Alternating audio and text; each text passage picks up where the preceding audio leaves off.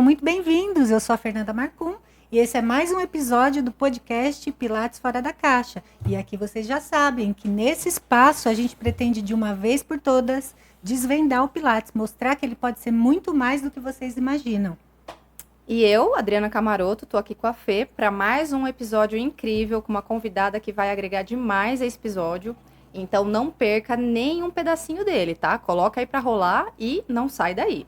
Já quero pedir desde já a ajuda de vocês, né, gente? Para nossa meta, né, Fê? De 1.000 inscritos. Então já se inscreva para não se esquecer, tá?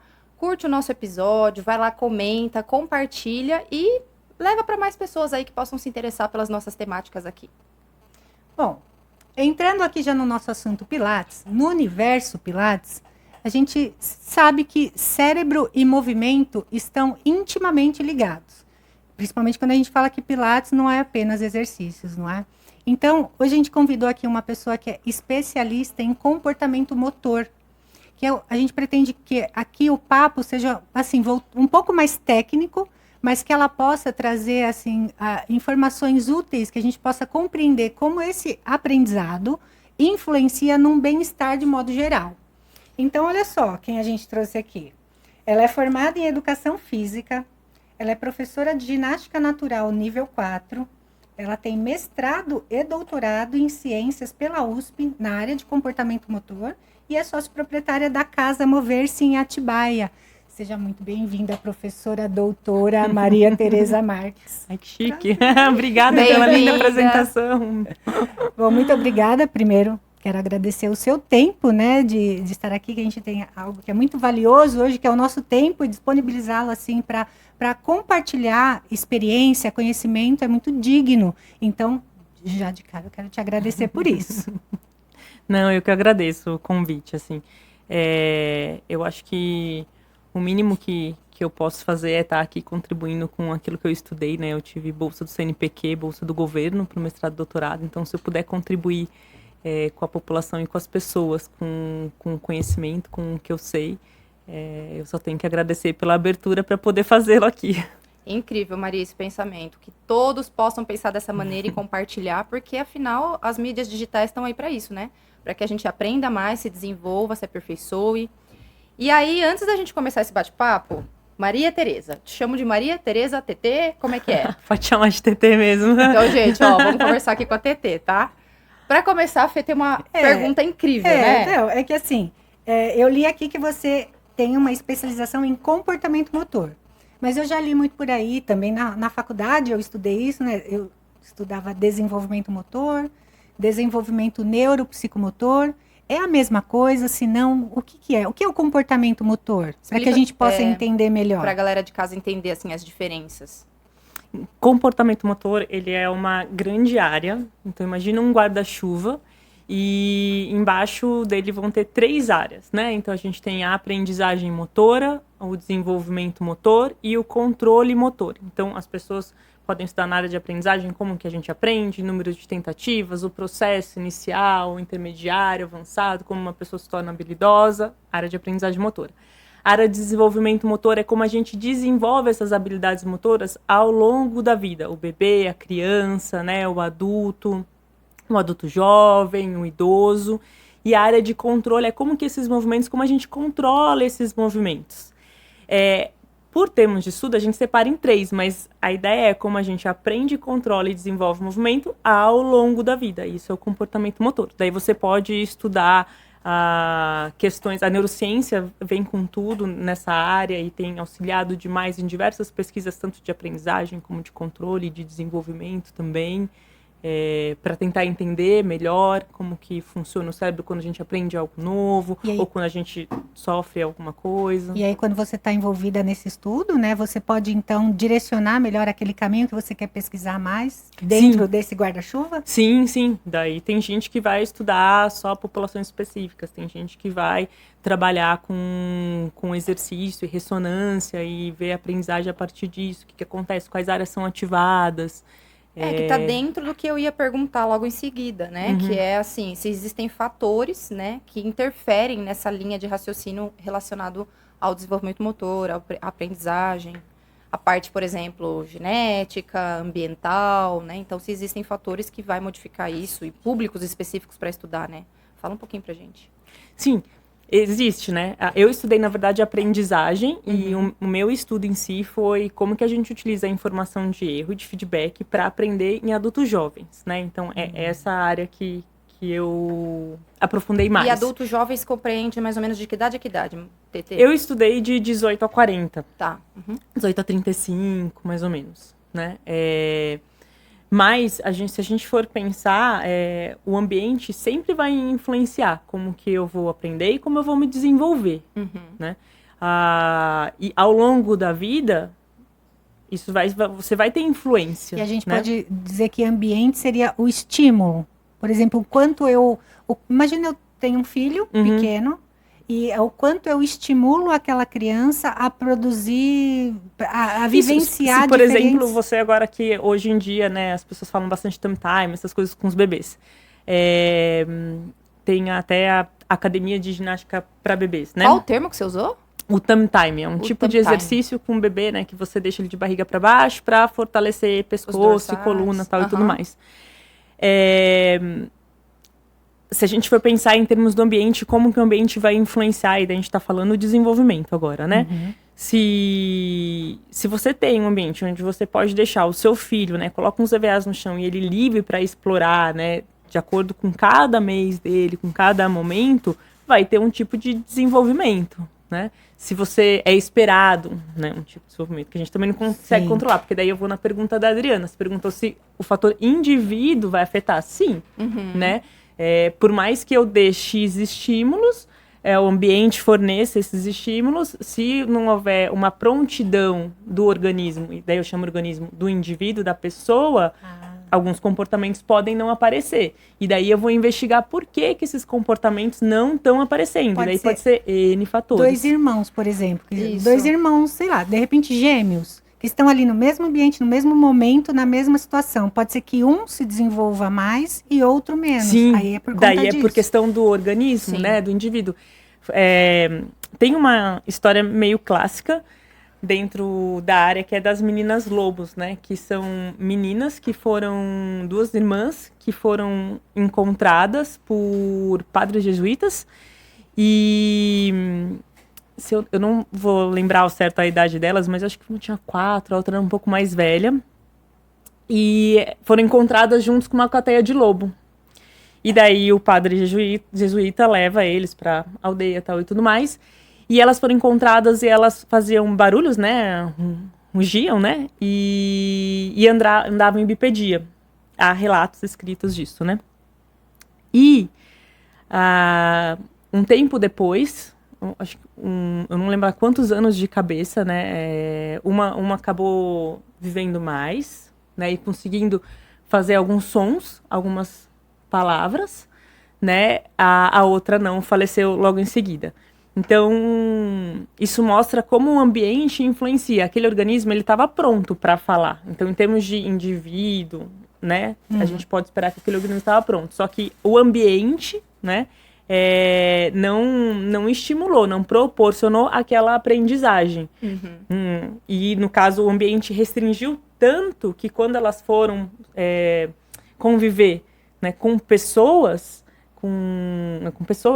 elas não conseguiram se adaptar. Tamanha restrição que aquele ambiente fez no organismo. E você sabe dizer né? quanto tempo elas viveram dessa maneira com os lobos?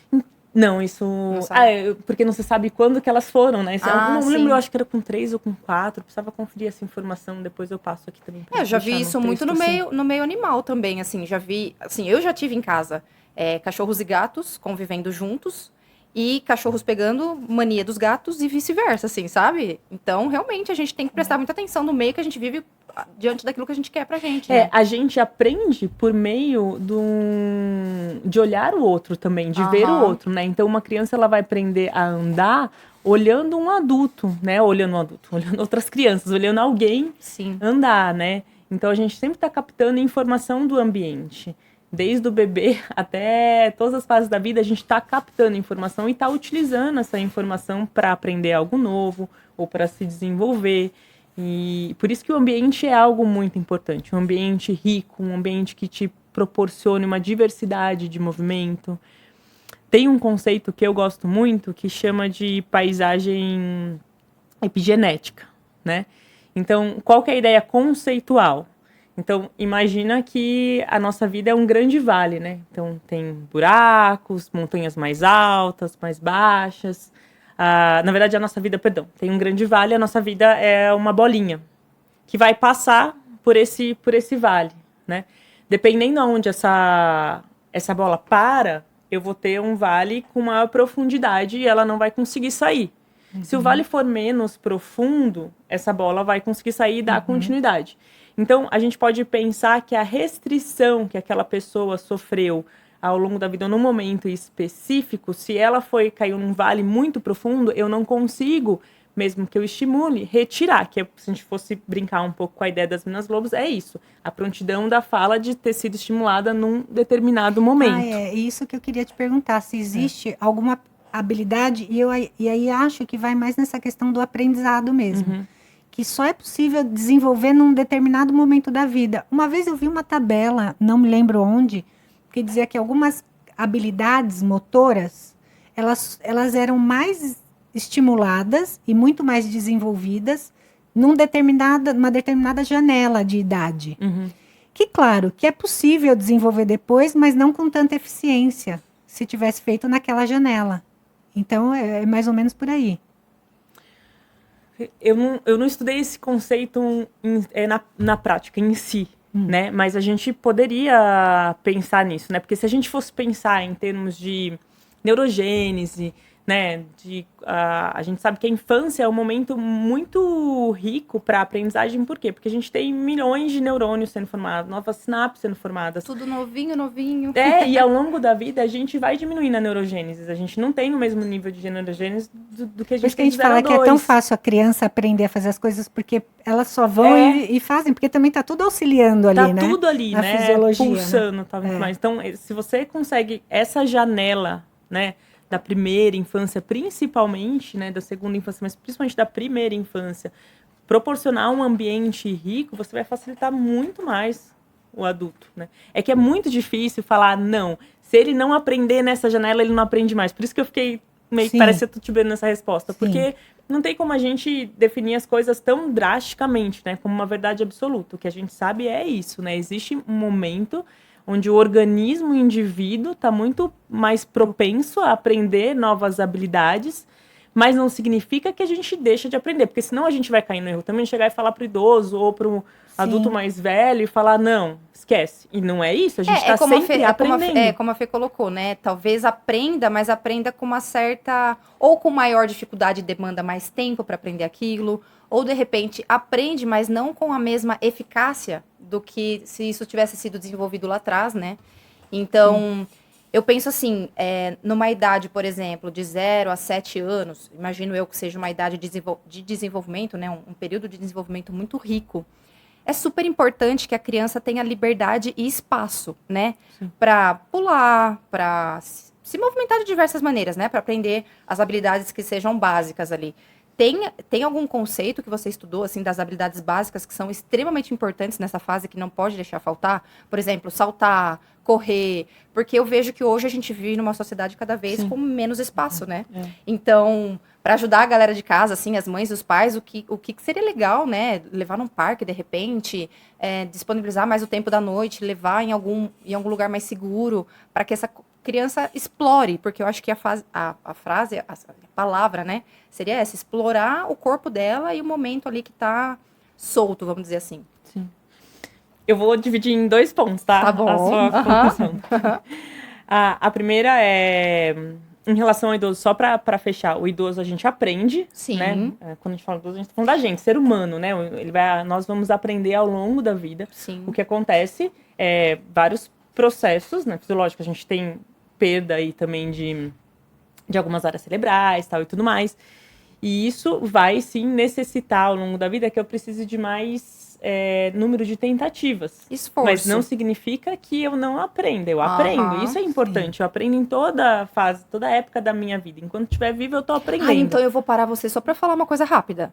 Tem muita gente que aparece no estúdio de Pilates, que às vezes é idoso, e a gente propõe movimentos pra reeducar o corpo, e às vezes diz assim: ah, mas eu não tenho mais idade pra aprender isso. Ah, esquece, isso não tem mais como arrumar. Gente, não existe isso, porque tem um fator importante que é a neuroplasticidade, Sim, né? sim. O nosso cérebro tá sempre disponível a aprender, gente. Agora, não deixa a parte mental bloquear isso, pelo amor de Deus. Movimento é vida, né? Sim, movimento é vida. Sim. E enquanto houver movimento, há vida, né? Sim, perfeito. Senão a gente entra numa entropia aí e o sistema tende à morte, né? Aham. Então, a questão é, se eu tô falando de uma pessoa mais velha, então eu vou trabalhar do simples pro complexo. Eu não vou com uma habilidade complexa logo de cara. Eu vou com simples. Eu trabalho a base primeiro, né? Na verdade, sempre. Isso independente da idade. Mas eu vou tomar um pouco mais de cuidado em relação ao idoso. Ver qual o repertório que essa pessoa tem, né? Isso dando dicas práticas aqui, né? Uhum. Mas se a gente fosse para teoria, então, o idoso aprende com mais tentativa. E se você parte de algo que ele já sabe, né? Se você trabalha com a transferência entre habilidades, você facilita muito mais. Então, olha que interessante. Se eu sou... É muito difícil separar as coisas, né? Porque se eu fui, né? Me proporcionaram uma criança ativa, rica, né? Como que vai ser esse meu envelhecimento, né? Então vai ser também, eu vou aprender a partir do que eu já sei, mas eu sei um monte de coisa, porque eu tive isso, né? Eu tive essa possibilidade de explorar tantas formas de me movimentar, né? Então por isso que a gente fala que a infância é importante e é rico, porque vai interferir como a gente envelhece, né? Tem um livro que eu li uma vez que eu achei muito interessante, que ele fala assim, é da autora Ana Cláudia Quintana, né? Que vai discutir um pouco a questão da morte em si, né, e como que a gente vive a nossa vida. E ela dá um exemplo que imagina que você sabe que daqui a 40 anos você vai para o deserto. E você vai ficar lá no deserto. Dali você não vai poder sair, né? Então, o que você levou é o que você vai ter. Então, se você tiver água, você vai ter água no deserto, né? Se você treinou em altas temperaturas, você vai... Então, mas a partir do momento que você tá lá, né, é o que você tem. Então, brincando, lógico, um pouco com essa ideia e não querendo ser tão fechado assim, mas o que a gente desenvolve, né, o que a gente pode aprender em alguns momentos da vida vai dar pra gente uma reserva, e até uma reserva cognitiva, pra lá pra frente, né? Agora, chegou lá na frente, não deu tempo, a minha vida não proporcionou isso, infelizmente, né? As pessoas têm realidades totalmente diferentes, ainda dá tempo. Porque de fala a gente aprende. Né? Então isso é muito interessante. E a segunda parte que eu ia separar, eu esqueci. A parte da infância, né? Esse espaço. A parte da infância, esse espaço, né? Para a criança se desenvolver. Então, eu falei que existem algumas habilidades que acho que nessa fase é essencial, né? Você desenvolver, se você pode citar quais são as principais, né? E o que os pais em casa podem fazer para que isso não se torne um problema, por exemplo. Eu tive uma amiga que ela não tinha conhecimento dessa fase de desenvolvimento da criança e o filho dela começou a andar tardiamente. E hoje ela está tendo que fazer vários tratamentos para corrigir pisada, porque ele, assim, equilíbrio, ele ficou com muita dificuldade. Então, alertar os pais em casa a importância, né, do que essa criança tem que se desenvolver. Então, falar um pouquinho sobre isso. A gente volta para aquela ideia de onde está a restrição, né? Se está no indivíduo, se está no ambiente, né? Então, a gente não sabe também se tem um processo dessa criança que o tempo de desenvolvimento das habilidades seria mais ou menos esse. Se fosse mais estimulado, a gente teria essa diminuição, né? Mas a gente sabe que o ambiente interfere, sim. Por exemplo, andar descalço ou você permitir que o seu filho sinta, né, as estruturas, isso vai auxiliar bastante, vai auxiliar, por exemplo, a formação do arco plantar numa determinada idade, né? Então, o que eu percebo muitas vezes é que a gente tem se afastado do movimento, né? E agora, fazendo uma crítica, assim, né? Porque o que acontece, né? A criança, quando ela vai para a escola, a primeira coisa que ela faz é ficar sentada, né? E daí, hoje a gente tem o celular, que também a gente fica até como adulto muito tempo sentado, né? Hoje a gente trabalha num escritório onde a gente está sentado. Então, a gente tem hoje toda uma estrutura social que facilita muito o sedentarismo. Né? E o que a gente vai percebendo é que a gente vai tendo uma estrutura que não facilita. Então, eu moro num apartamento pequeno, porque se eu moro numa casa, eu vou dar quantos passos por dia, né? Se eu moro num apartamento, eu vou dar quantos passos? Exato. Daí, esse apartamento, ele tem área social, é seguro, daí depende também de inúmeros fatores, né? De N fatores. E antigamente eu tinha lá a praça na frente de casa, né? Agora eu já não deixo mais na praça, por questões de segurança e tudo mais. Então a gente vai vendo que a estrutura social vai fechando cada vez mais a gente.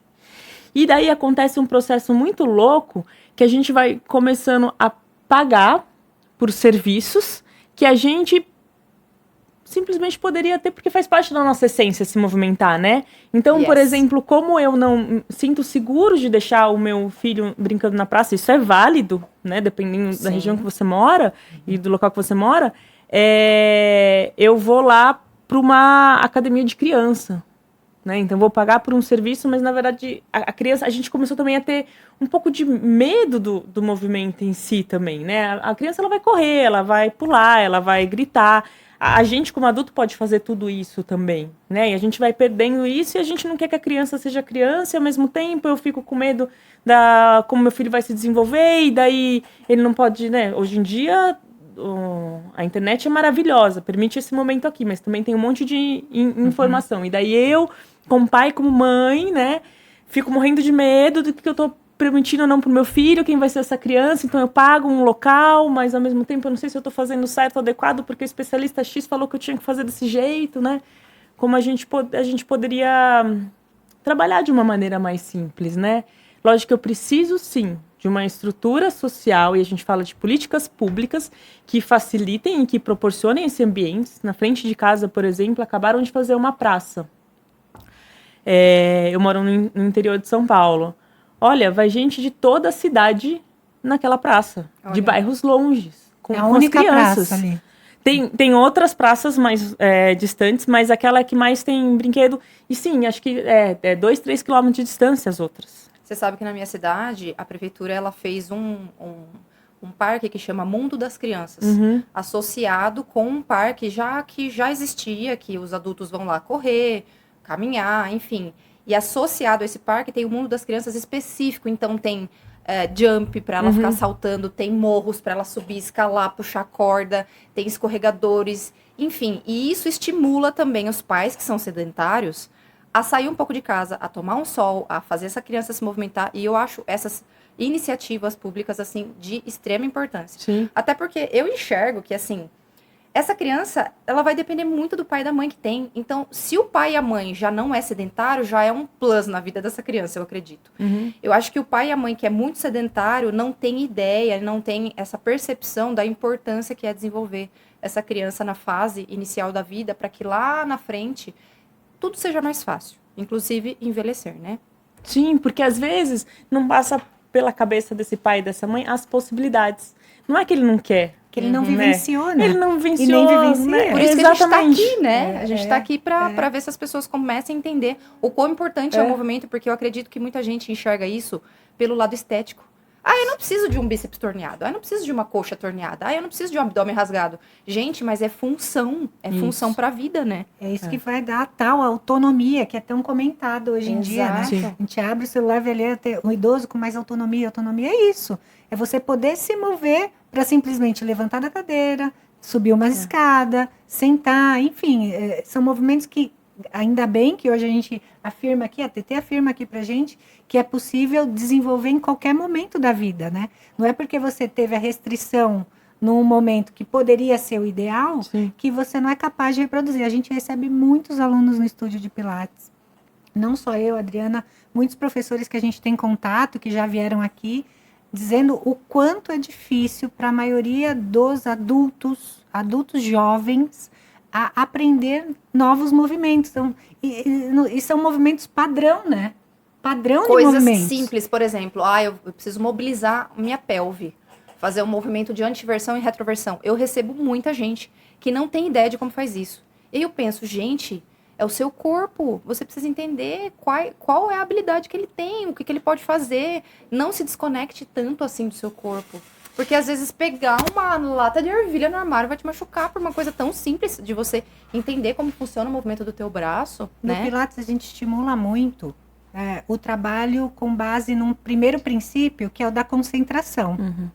Então, a gente acredita que a primeira coisa que o aluno ali precisa querer é estar ali, né? Sim. Se ele se propôs a estar ali por vontade própria, porque ele entende o principal benefício que aquilo vai te propor, já é um bom começo. É sinal que ele vai chegar ali e vai dar atenção para o professor. Uma vez que ele tem vontade de aprender, o que a gente começa a estimular nele é esse princípio da concentração. A partir disso, a gente sabe que essas conexões podem acontecer. Mas mesmo assim, até mesmo para se concentrar, é difícil. Porque existe todo um mundo borbulhando ali na cabeça das pessoas. Muitos estímulos externos, né? Muitos. Então, Cada a primeira vez mais, coisa que a gente costuma dizer é, esqueça o mundo lá fora, esteja presente. E comece a perceber partes do seu corpo. Então, a gente vai parte por parte. Que assim a gente sabe que ele vai tentar trazer atenção para aquilo que a gente está falando. Então, isso é um bom caminho, né? Para a gente estimular realmente numa aula onde a gente quer aprimorar o aprendizado. É essa fala, essa condução que, para nós que somos professores de Pilates, é muito rico. A gente dá muita aula online, aulas inteiras comandando, nunca demonstrando. A gente não demonstra exercício, a gente só conduz, como se fosse uma fala, assim, né, de condução. Então, a gente na prática vê que isso funciona para aqueles que querem estar ali, que realmente se entregam de corpo e alma. Então, é um bom caminho. É um excelente caminho, né, Fê? Porque se a gente for pensar, vocês estão trabalhando com a ideia de atenção seletiva, né? Que a gente chama no comportamento motor, que é você direcionar a atenção da pessoa para algo que você acha importante e relevante, né? Então, se eu perguntar para vocês, como que tá o quadril agora, né? Como que tá a coluna? Automaticamente você já pensa, já se reorganiza a partir disso, né? Então, é essencial, você direciona, né? E, ao mesmo tempo, quando você fala que você trabalha com a fala, a gente chamaria de dica verbal, a instrução verbal, né? A pessoa ela tem que se imaginar realizando cada ponto, né? E nisso demanda um certo nível de isso concentração. Do professor, né? Ele tem que se imaginar ali naquele momento. O aluno, né? Quando o aluno tá, quando você e até mesmo o professor, porque eu quando estou Sim. dando essa instrução, eu estou me imaginando. Não, daí exato. A gente como professora a gente ganha muito nisso, porque eu falo que na aula de ginástica natural, né? Que os movimentos mudam e muita consciência também corporal do que você está fazendo, é uma meditação por meio do movimento para mim, assim, porque são 50 minutos de aula que eu esqueci o mundo e o mundo se tornou só aquilo lá, né? Eu fiz algumas práticas já de ginástica natural, achei sensacional. Associar a ginástica natural com Pilates é muito rico, né? Nossa, seria combina sensacional. muito bem, né? E eu fico pensando, gente, como o Joseph Pilates ele foi incrível, né, Fê? Porque quando a gente fala de desenvolvimento motor, porque assim, eu pego muito aluno adulto e muitas vezes não é um adulto indo pra fase idosa, não. É um adulto jovem, 30 anos. Só que perdeu aquele contato com o movimento, sabe? Pode ter sido desenvolvido lá na infância, alguma coisa. E tenho alunos, assim, que fizeram até, assim, práticas esportivas na infância. Só que com a vida adulta, com as obrigações, sabe? Tem que estudar, tem que trabalhar, nananã. E o corpo vai ficando ali um pouco esquecido, as habilidades motoras vão entrando em desuso, né? E aí eu vejo que chegam pessoas que elas não têm ideia de que elas não conseguem fazer coisas simples. E aí o método, ele foi desenhado pensando num desenvolvimento motor lá da fase inicial da vida. Então, pensando em coluna. A gente tem as esférias, né, da cabeça e da pelve. Então, a primeira coisa dentro do método que a gente faz o aluno reencontrar, reeducar no corpo, é uma curva C, uma curving round, que é a posição do feto, né, dentro da barriga da mãe. Então, ao longo da vida, a gente perde essa habilidade de estabilidade e mobilidade da coluna, ou ela fica extremamente rígida em alguns pontos, ou ela fica muito móvel e frágil em outros pontos, onde aparecem as dores, né? E isso vai causando uma desfunção de algo que era para ser natural. Principalmente ficar muito tempo sentado. E ele reorganizou isso de um jeito que as pessoas que nos procuram e começam a se reencontrar, gente, é assim, na face, dá pra ver o prazer, sabe? Sim. De se reencontrar. Tipo, nossa, eu tô sentindo meu corpo, eu tô percebendo minha coluna, ela tá se comportando ali de novo daquela maneira lá atrás. Então isso traz resgates importantes. E por isso eu acho tão lindo trabalhar com esse método, porque ele é inteligente na parte de desenvolvimento. A gente não vai colocar uma coluna que ainda não tem uma curva C harmônica em torções e hiperextensões, porque a gente constrói isso primeiro para ir lapidando, construindo outras posições para chegar lá. Então, eu acho que quando a gente fala de metodologia e um caminho, o Pilates ele é muito seguro por conta disso. Ele entende a fase que aquele ser humano está, o que ele precisa para equilibrar. Tem gente que vai ser mais rápido, tem gente que não, mas que todos encontram um caminho de desenvolvimento. Isso é muito lindo, né? Uhum. Porque daí a gente vê como o movimento é vida mesmo, né? Exato. Porque tá lá, a gente foi feito para se movimentar, né? Acontece que a gente também vai fazendo reservas de sobrevivência. Então, a gente vai tendendo ao que é aquilo que é mais confortável, né? E vai ficando, vai cada vez parando, mas tá ali. Faz parte da gente, né? É genético. E aí a vai coisa, do profissional conseguir resgatar isso, Isso, né? Para que ele isso. possa reviver isso Isso. de uma forma segura e ordenada, mas que é possível reviver e ter tanto sucesso. E o que é brilhante na ideia, né, na proposta do Pilates é exatamente isso, né? É o método para você fazer esse resgate.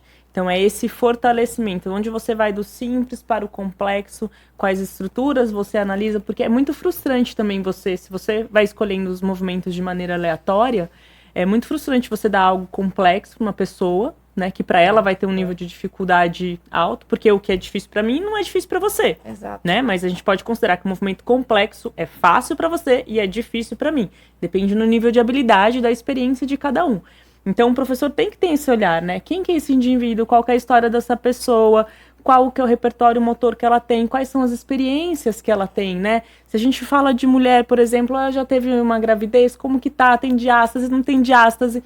Tudo isso vai envolver. E daí as escolhas dos exercícios e como que eu vou trazer isso, não é só corporal, é emocional também. Porque se você não respeita esse desenvolvimento, aquela pessoa vai ficar desmotivada, aquilo não é pra mim. Quantas vezes a gente já recebeu pessoas que chegam e falam, isso daqui não é pra mim?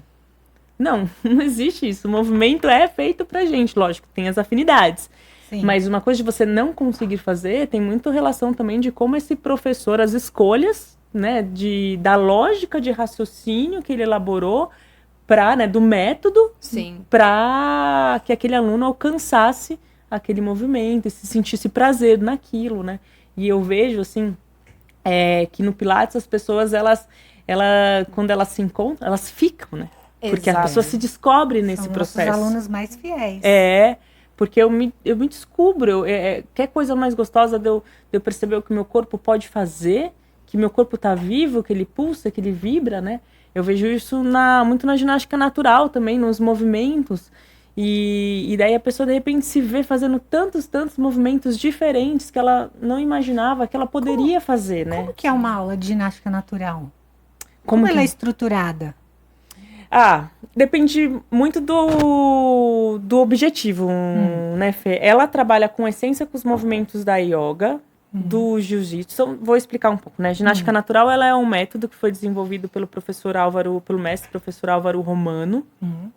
Ele se baseou, né, no jiu-jitsu, na yoga e muito na respiração consciente, nessa questão do movimento como meditação para elaborar. Então, a gente tem também alguns movimentos de bicho. Ela ficou muito famosa na década de 90, de 1990, né, com as novelas tal, e tudo mais, porque ele fez toda a preparação física do elenco, que tinha aquela novela Uga Uga, tinha tantas outras, né, e que imitava os animais, mas ela vai muito além disso. Aí que acabou fechando nisso, né? Sim. Não ficou, mas vai muito. Era essa ideia que eu tinha. Muito, então. Não, é muito além, assim, são N movimentos que a gente faz ao longo da aula, que trabalha força, mobilidade, e tem um tempo ideal da respiração, né? Potência, respiração, e ela tem que estar junto. Então, quando que eu jogo uma respiração mais forte, mais fraca, essa consciência dessa utilização também, né?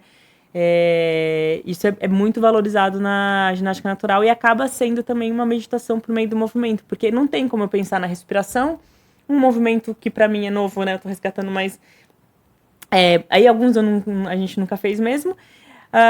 e de repente pensar na conta que eu tenho que pagar. Não dá. Então a gente acaba trabalhando na presença. É bem nessa linha. E na presença eu trabalho a ideia da meditação, Aham. né? Do movimento do estar presente, do estar ali. Isso a gente já tem N estudos mostrando a importância disso na nossa sociedade, né?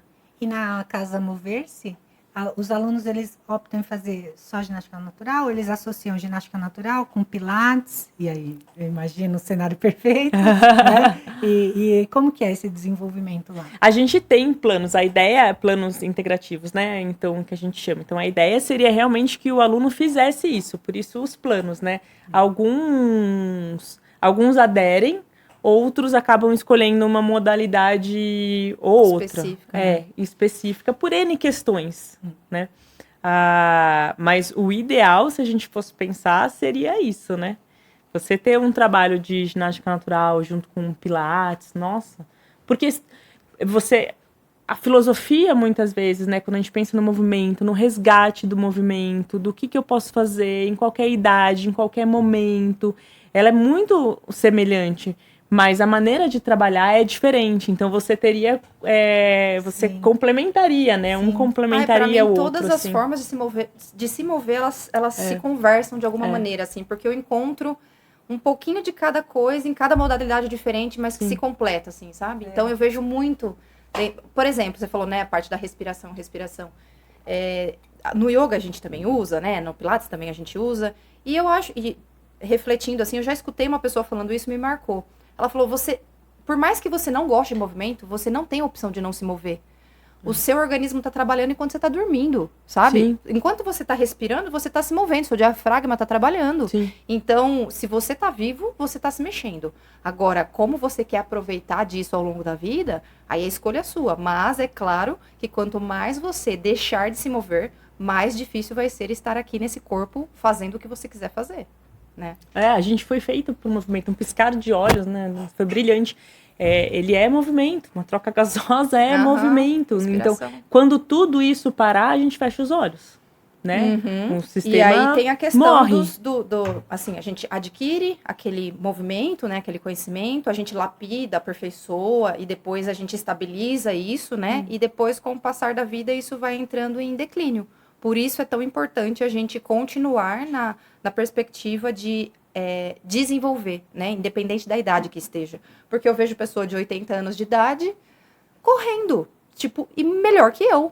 Porque ela construiu isso ao longo da vida. Então, tem gente que pauta na idade, né, a dificuldade em se mover. Só que, gente, se você quiser, você vai se mexer até o dia que você Porque for embora, tem N formas, né, N maneiras, assim. O que a gente pergunta muito lá na casa, e que quando a pessoa chega, é qual é a tua demanda corporal? Me conta a tua história. Então, é 1 hora lá que eu quero que você fique me contando a sua história, que eu quero entender por onde esse corpo passou, o que atravessou esse corpo, tal e tudo mais. A partir disso, a gente vai te indicar o que é melhor agora, né? A gente vai fazer um trabalho junto, Pilates, ginástica natural, não, você vai primeiro pro Pilates, ou não, um condicionamento, ou você vem... Qual trabalho vai ser feito, né? Porque o importante é a gente se movimentar, é bem isso, assim. Um idoso de 80 anos pode conseguir correr perfeitamente, se construiu para isso. Sim. O outro idoso foi atravessado de outra maneira, com outra história, que ele não vai correr, mas ele vai fazer caminhada, ou ele vai andar de bicicleta, ou ele vai... Eu tenho pessoas lá que fazem rolamento e dão cambalhota, sabe? Então, mais velhas, porque tudo depende de como é esse corpo, né? Como eu construí esse corpo e também o que eu quero fazer com ele a partir de agora. Não tem problema que eu não faço isso, eu faço outras coisas. A riqueza do movimento é isso, ela pertence a gente é feito movimento, então ele pode ser feito de diversas maneiras, né? Com inúmeros propósitos, né? E a gente recebe muito aluno idoso, principalmente, a maior parte do meu tempo eu trabalho com Pilates, também trabalho como personal trainer na sala de musculação, mas a maior tempo no estúdio, e a gente recebe a maioria dos alunos, né, dessa faixa etária já idosa. Então a gente sabe que junto com o envelhecimento, com o processo, vem aquelas doenças, né, que estão ali atreladas a isso. Fazendo essa relação do processo de envelhecimento com essas doenças e esse processo de desenvolvimento ou aprendizagem, pode ter algumas interferências ali, né? E existe maneiras da gente amenizar isso. Por exemplo, eu já tive um aluno que ele começou a desenvolver um mal de Parkinson enquanto fazia aulas comigo. Então, ali foi um momento crítico para Sim. mim, que me obrigou a estudar um pouco mais sobre esse processo e que me trouxe ali um momento de eu preciso refletir como eu avanço com esse aluno. Até onde ele tem condição de ir, se ele tem condição de ir, se é possível reverter isso com o movimento. Então, eu queria que você falasse um pouquinho disso para a gente, se for possível, sobre essa fase que é tão delicada e que está muito presente no nosso dia a dia, enquanto instrutor de Pilates, principalmente, né? Sim, daí a gente vai olhar, né, uma restrição que é do indivíduo, aqui voltando para a ideia, né? Então, existe o organismo, né, tá colocando uma restrição. Eu, como professor, vou olhar a partir disso, né? Não vou olhar, só para não ser mal interpretada, o indivíduo como restrição, hein? Não é isso, é como que, né, a partir desses novos comportamentos que estão surgindo, né, como que eu vou trabalhar a partir deles. É isso, não ignorando que eles estão ali. As adaptações necessárias, de repente, para aquele momento, necessárias. Né? Mas, hoje, por exemplo, a Parkinson, né, tem um monte de pesquisa que está saindo, e hoje, cada vez mais, as pesquisas têm mostrando a importância do exercício físico para o tratamento do Parkinson, né? O quanto que a gente pode diminuir a velocidade, né? Então, a ideia hoje em dia é muito de você trabalhar multidisciplinar. Então, você trabalhar um professor de educação física, né, junto com um nutricionista, junto com um médico, né, junto com demais profissionais que possam auxiliar, a gente sabe que a gente pode diminuir muito, não diminuir, a gente pode diminuir o declínio, a velocidade do avanço da doença. Do avanço da doença, lógico. Lembrando sempre a ideia da paisagem epigenética, depende de onde está essa bola. Também pode ser que no caso desse indivíduo específico, a bola foi um vale muito profundo, é difícil tirar só com o exercício físico. Quer dizer, nunca só com exercício, né? Com médico, com nutricionista, porque realmente o vale é profundo, é mais grave e tal e tudo mais, mas a gente não sabe disso. Você só sabe disso a posteriori. Então, eu acho que o nosso trabalho é ter consciência disso, analisar cada caso, respeitar e utilizar as pesquisas para oferecer o melhor possível para aquele aluno, né? Naquele momento de vida, naquela fase.